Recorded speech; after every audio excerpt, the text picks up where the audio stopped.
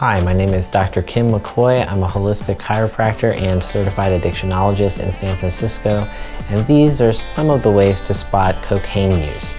Some of the physical signs of cocaine use are frequent sniffling and runny nose, frequent nosebleeds, bloodshot eyes, frequent sweating, rapid speaking, changes in eating and sleeping behaviors, noticeable weight loss. Some of the behavioral signs you may notice in a cocaine user is they may show extremely high bursts of energy, followed by periods of longer than usual sleeping, and eventually over time you'll also notice a pattern of stealing, lying about money, financial problems, along with the physical signs. So those are some of the ways to spot cocaine use. Signs of drug use for cocaine. The easiest one to tell is runny nose. The person might give excuses, they have allergies or a cold, but what happens with persistent use, it burns out the drug, causes a chemical reaction in the mucous membranes, the linings of the epithelium of the nose. It impairs a person's ability to absorb secretion. So it's just like a cold, except the cause in this case is chemical as opposed to, let's say, a viral or bacterial infection. So they have a runny nose. Sometimes it can be kind of like a tap. There could be a bleeding in the nose as well. That's one way to tell. Stuffed up, congested is another way to tell. They could have a sore throat, a red throat as well that's unexplained, but they don't have a fever or an infection to explain for it. Cocaine, then there's the psychological and effects, and this is rapid changes in a person's mental state where they become excited, hyperactive, hypervigilant, so they're aware of their surroundings, pressured speech. They may become very loving, kind, and warm when they're high, and then when the drug wears off, they become irritable, fussy, complaining, argumentative, sometimes irrational as well. So those are the general signs of somebody who's been using cocaine. Is the runny nose is a giveaway when they're not having a cold or allergies. Finally, there could be irritability and rapid flux in their mood.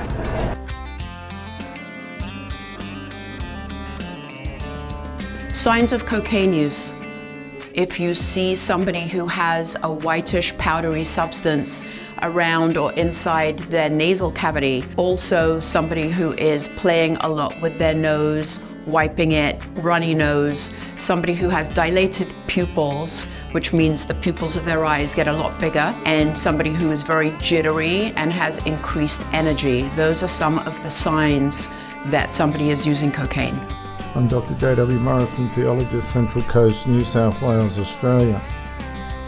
And I want to, with a lot of concern, but not being conclusive, because we may never know. Although there was cocaine in the White House during the Biden administration. I'm going to play this. Those of you that are familiar with this kind of thing, as I never ever did cocaine, but this seems very odd to me, this interview.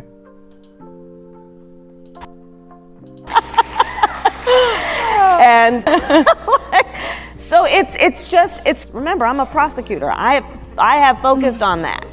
Look at the hyper movements, the fast movements of the body and stuff relative to what's been described as what possibly could be someone that's taken cocaine or something else. Remember, the big sign is the rubbing of the nose.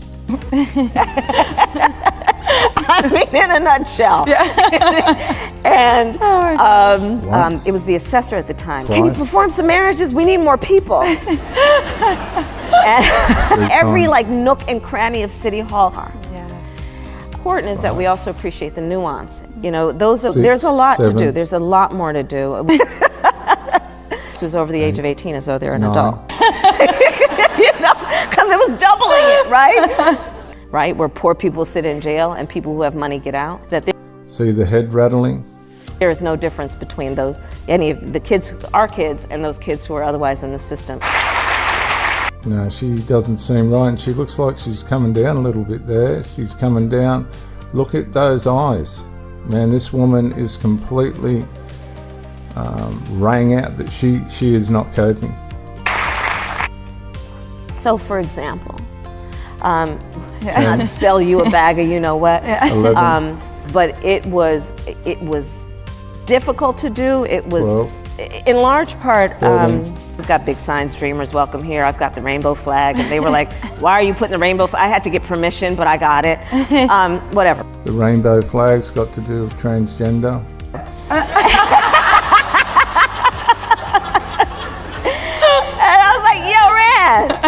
So, hey Ran, how you people doing with it? She definitely looks, she does not look straight to me.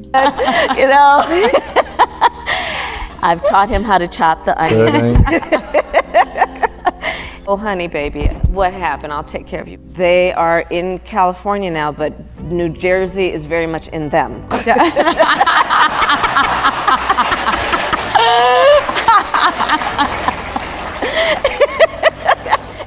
That's not all that funny, by the way, viewers. That wasn't all that funny.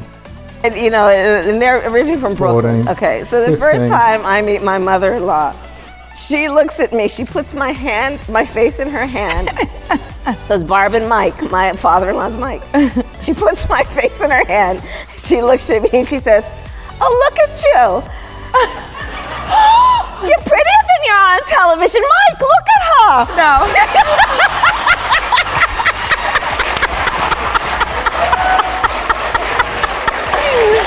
Swear to you. So I don't understand what was so funny about that. 15, 16. Well, I think of often your question and that issue, I think of it as a she's definitely not straight. Venn diagram. So, those 3 circles. The process of preparation is extensive. And it was about... she's slurring. She has a subtle slur about what's going on here. Finally making it making lynching a federal... She's not all there, guys. Crime. She's starting to come down. I was slow to sign on to it because I really felt it didn't do enough. Years ago, created a juvenile justice system. Political capital doesn't gain interest. So no need to just let it sit there. You might as well spend it. I'm gonna change metaphors. She said it was a table, okay, now I'm gonna go with a house. For what could be days, weeks, months, even years. She's coming down out of it. She's gone through the high of it, and she's now coming, it's wearing off a bit. Or, equally possible, she looks stoned, man. Her attorney will come to her and say, if you plead guilty. When I'm sitting there, I just want to know the truth. Like, I just want to know what happened so that we can avoid, as much as possible, another adversary from interfering in our elections. Because the vast majority of us have so much more in common than what separates us, right? So I was like, Mommy, the thing about this. I always wanted to go to Howard, and I went to Howard. Not to sell you a bag of you-know-what. Not to sell you a bag of you-know-what. So, for example, not to sell you a bag of you-know-what. Now, Senator Harris says she's proud of her record as a prosecutor and that she'll be a prosecutor president, but I'm deeply concerned about this record. There are too many examples to cite, but she put over 1,500 people in jail for marijuana violations and then laughed about it when she was asked if she ever smoked marijuana. She blocked evidence. That would have freed an innocent man from death row until the courts forced her to do so. She kept people in prison beyond their sentences to use them as cheap labor for the state of California. And she fought to keep cash bail system. 60 Minutes, she interviews. She was so bad. She gave an answer. This never happened to me. Why does it happen? She gave an answer that was so bad that they changed it. They took it out, threw it out. They didn't edit a little bit, take a word out. No. They took the entire, it was a long stupid. She didn't know where the hell she was going. Does she drink? Is she on drugs? I don't know. I have no idea. Think of this. We have 14 days to the most important election in the history of our country. It's actually only important for that. For us, it's important. For them, I don't think it's that important. I really don't think it's that important. But you know what she did? She took a day off. How do you take a day off? 14 days, you don't take days off, right? I'll leave it up to you, but could there in some way Kamala Harris have been high? And could the day that she had off be relative to them trying to manage the stuff that she's possibly taking? Because she definitely wasn't straight. Now this brings me to the next bit. She's blaming Trump to be like Hitler. But what did Hitler have trouble with? Drugs. One thing we know about Donald Trump is he doesn't take drugs. But did you know, seeing we're on this subject, and that Donald Trump is being likened to Hitler, and the possibility that Kamala Harris is being assisted with drugs, whatever that might be. Did you know? Did you know that Hitler was also the Führer when it came to taking drugs? My name's Norman Ohler. I wrote a book called Blitzed, and it's about the massive use, or rather abuse, of drugs in Nazi Germany. Stage 1 is from 1936 to 41. He was basically taking vitamins and glucose. When he met Morrell in 1936, who quickly became his personal physician, and Morrell said, "I can give you vitamin injections and you immediately will feel amazing and you will never get a cold," Hitler thought, "This is my man." He woke up and he rolled back the sleeve of his pajama, and Morrell came in and gave him a vitamin injection and a glucose injection, and Hitler had had his breakfast. Stage 2 started in the fall of 1941 when the war against Russia turned bad, and he started to take lots of hormones and steroids and barbiturates. He had high fever and diarrhea, so he was quite sick. They called it the Russian flu. For the first time, he got hormone injections from animals, pig liver extracts.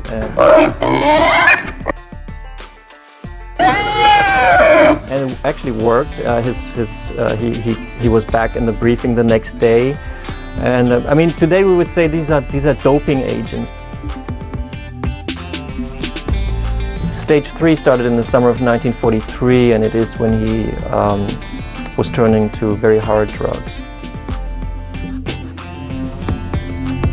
In July of 43, he had a decisive meeting with Mussolini because Mussolini wanted to leave with Italy the evil Axis. He wanted to leave, and Hitler was very depressed about that. And Morrell, on that day in July, for the first time used a drug called Eukodal, which is a half-synthetic opiate, an opioid, a pharmacological cousin of heroin, you could say, but with a much stronger euphoric momentum to it. And after a good shot of Eukodal, you feel extremely good. And this is exactly what happened to Hitler. And there's reports from that meeting with Mussolini where he just didn't stop talking and was in such a euphoric mood that he easily convinced Mussolini to stay on board.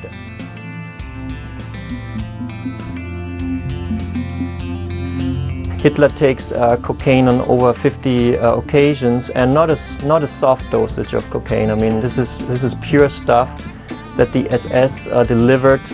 So at times he got cocaine and Eukodal in a period of a few hours, which in drug terms would be called the speedball.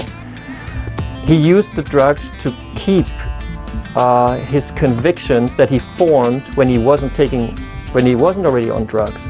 He just left reality at a point when he should have realized that his delusional ideas of beating the whole world was what they were, namely delusional and totally irrational and not in touch with reality at all.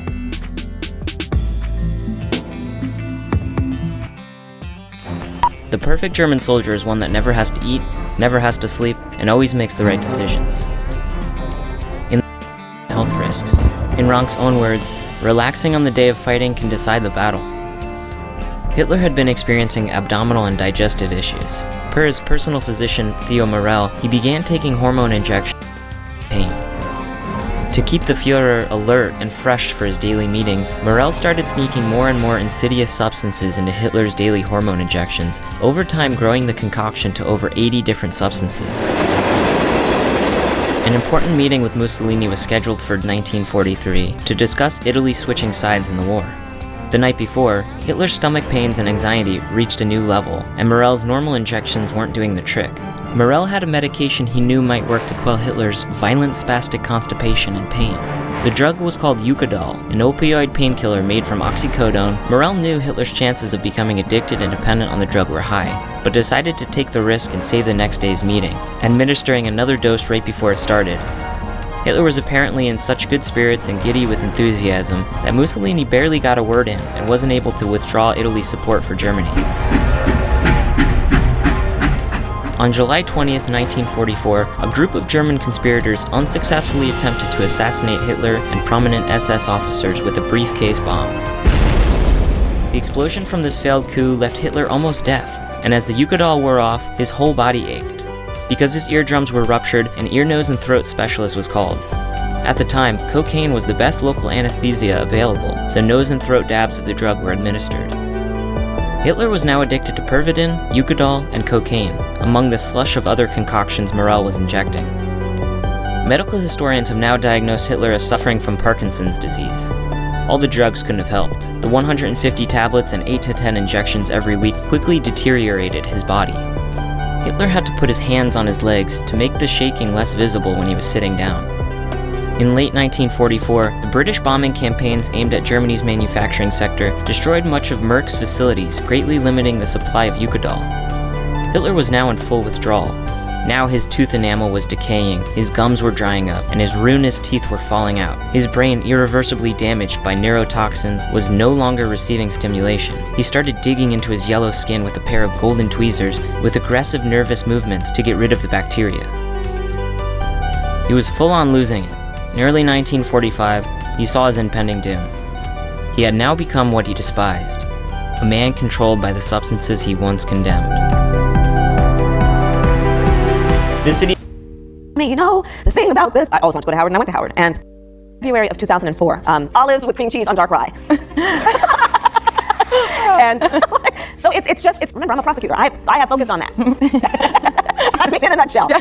And it was the assessor at the time. Can you perform some marriages? We need more people. And every nook and cranny of City Hall. Yes. Important is that we also appreciate the nuance. You know, there's a lot to do. There's a lot more to do. This was over the age of 18, so they're an adult. Because it was doubling it, right? Right, where poor people sit in jail and people who have money get out. That there is no difference between any of the kids, our kids, and those kids who are otherwise in the system. So, for example, not to sell you a bag of you know what, but. Just want to say before I play this, the woman looks washed out and hungover. She looks burnt out and showing all the signs of that. But I'm going to play it, and then I'm going to play some video of JFK as well. Then there was another posting by Kamala Harris standing outside the Naval Observatory, which is the official residence of the Vice President of the United States, standing behind the presidential seal for our country, and comparing Donald Trump to Hitler. And saying that he was a fascist. And she based this extraordinary, irresponsible accusation on a story by John F. King. who was the director of Department of Homeland Security under Donald Trump and is a former Marine general and is deep into the deep state and to the intelligence apparatus in this country. Or John F. Kelly, I'm sorry. And Kelly told another story. Yeah, it was Kelly. That Donald Trump had, during his presidency, Donald Trump learned that there was a Mexican-American soldier who had been murdered at Fort Hood, and that the Pentagon was refusing to pay her medical expenses, her funeral expenses. And Donald Trump said, if they won't do it, then I'm going to do it myself. And he paid her expenses out of his own pocket. They twisted that story too. And in order to discredit this extraordinary gesture of love and generosity by the American president, a soldier who he had never met before, John Kelly invented a story that he had made an insensitive remark about Mexicans. Unfortunately for Kelly, there were 3 people in the room at that time who all said that Kelly was lying, that it was an outright fabrication. So we need to wonder when Kelly invents this story that says that, where he said that President Trump wanted generals around him who were like Hitler's generals, which of course he didn't say. We already know that Kelly is a liar. And that Kelly invented other stories that were derogatory about the president. And these are the kind of stories you're seeing from all the generals and the intelligence agents who do not want to see Donald Trump in office again. And we have now somebody who's running for the presidency of the United States, a vice president, who is repeating these irresponsible stories. And to me, that alone disqualifies her for the presidency.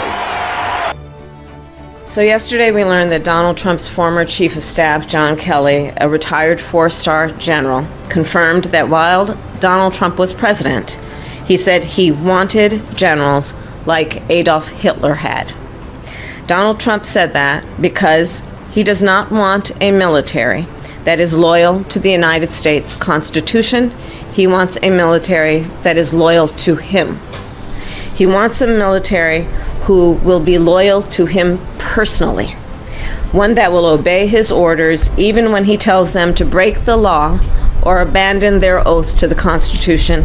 Ladies and gentlemen, the Democrats just put in a law. The media is not going to let you know where that if the military and the police can shoot American civilians. If things get too out of order, they can kill them. Now, I'm going to go with JFK. I don't believe a word this woman's saying. To me, this does disqualify any integrity or morality that she has. This is desperate. She does look hungover to me. One way or another, at least burnt out. She had to have a day off after complaining that Donald Trump couldn't keep up. He's walked all over her, and I think they've given her some substances or something at some stage, and this is the come down of all that. She's not going to make it, and this is just so infantile. People that believe this rhetoric must be completely and utterly asleep. Of the United States. In just the past week, Donald Trump has repeatedly called his fellow Americans the enemy from within. And that's a lie. We know, if you watch my videos, that the enemy of within is the deep state who use the government as a weapon against the people. It's the weaponization of government. Donald Trump was not referring as the enemy within being the people of the United States. It's the weaponization of the government. and even said that he would use the United States military to go after American citizens. No. What he has said is, in roundabout ways, that in some way these people within the governments that are corrupt are going to be brought to justice. They're scared. There's people scampering in all directions. They're starting to shrink back from this woman. I tell you, the October surprise hasn't come out yet. And let's be clear about who he considers to be the enemy from within. Donald Trump made that clear himself, and I'm going to have to play it. Okay, you make your own mind up. What are you expecting? Joe Biden said he doesn't think it's going to be a peaceful election day. Well, he doesn't have any idea what's happening in all fairness. He spends most of his day sleeping. I think the bigger problem is the enemy from within, not even the people that have come in and destroying our country. By the way, totally destroying our country. The towns, the villages, they're being inundated. But I don't think they're the problem in terms of election day. I think the bigger problem are the people from within. We have some very bad people. We have some sick people, radical left lunatics. And I think they're and it should be very easily handled by, if necessary, by National Guard, or if really necessary, by the military. Now, what he's saying is the flying monkeys that are listening to the rhetoric about Trump being like Hitler, and Trump's this and Trump's that, like we're listening to with Kamala Harris. These are the flying monkeys that have been produced by the weaponized government. Because they can't let that happen. How are you going to guard against the bureaucrats undermining you? Well, they're going to. The bureaucrats are the enemy from within, not the people.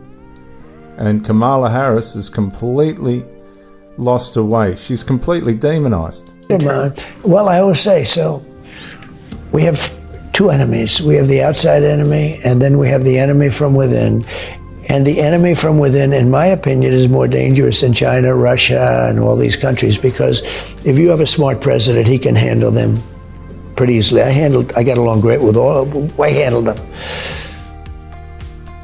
The enemy from within is the weaponization of the government. These people.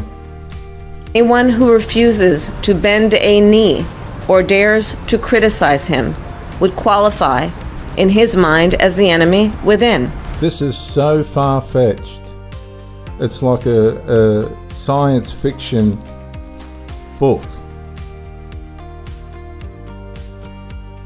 It's so far-fetched and evil, right? And this woman's made her way into one of the second highest ranking position in the United States. And she's sharing rhetoric that is no different to the Pharisees and Sadducees that put the Lord Jesus Christ on the cross. And there will be people that will listen and people that will follow. Donald Trump is not safe. Like judges, like journalists, like nonpartisan election officials. Like Kamala Harris. It is deeply troubling and incredibly dangerous that Oh, it is, because they're all going to get in trouble. They're all going to get locked up, viewers. They know he's going to put things in order. He's going to follow the laws. Remember when they asked Kamala Harris about him, she goes, I will follow the law. Well, look out if Donald Trump does, because all these people are going to be locked up. Donald Trump would invoke Adolf Hitler, the man who is responsible for the deaths of 6 million Jews and hundreds of thousands of Americans. Nobody in their right mind could stand there in the second highest position in the United States, with the seal of the United States flying behind them, and come out with this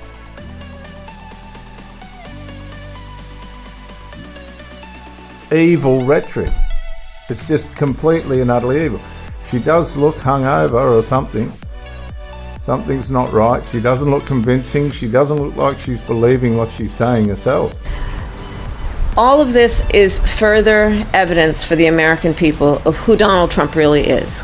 You know what it is, viewers? All it really is her opinion. Her deviated, reckless, unqualified, self-opinionated, desperate, self-demoralizing, demonized opinion. That's all it is. It's got no other authority besides that. This is a window into who Donald Trump really is. From the people who know him best, from the people who worked with him side by side. The people that she's talking about are people that he had to fire. The people that know him best are his friends and family. Side in the Oval Office and in the Situation Room. And it is clear from John Kelly's words that Donald Trump is someone who, I quote, certainly falls into the general definition of fascist. John Kelly cannot be trusted, as JFK explained. He's a man with his nose out of joint, and we see this all the time. And he's going to say whatever he has to say on side with these people. In the Second World War, there is reports that the Dutch would fight with the Germans if the Germans were winning. And then if the Allies were winning, they'd switch and fight with the Allies. A lot of these people that she's describing that know Donald Trump very, very well have this spirit. And they're going to end up with egg on their face because it looks like Donald Trump's going to win this. And they're all going to get exposed. They're petrified. She doesn't look confident. She looks deflated, unsure, in doubt. She looks like a puppet who has the person that's pulling its strings about to put down the stick with the strings on it. She looks abandoned, to be honest. Who in fact vowed to be a dictator on day one and vowed to use the military as his personal militia to carry out his personal and political vendettas. Donald Trump will use the military to clear up the border and to keep good functioning instead of evil. I don't know how you're going to accept this video. It's on you guys. But this has fallen apart now. The woman's burnt out. She isn't coming back from this. They'd be better off just putting her away and so she doesn't make any more mistakes or any more of a fool of herself than she has. And I hope that you've enjoyed this take. Bye for now.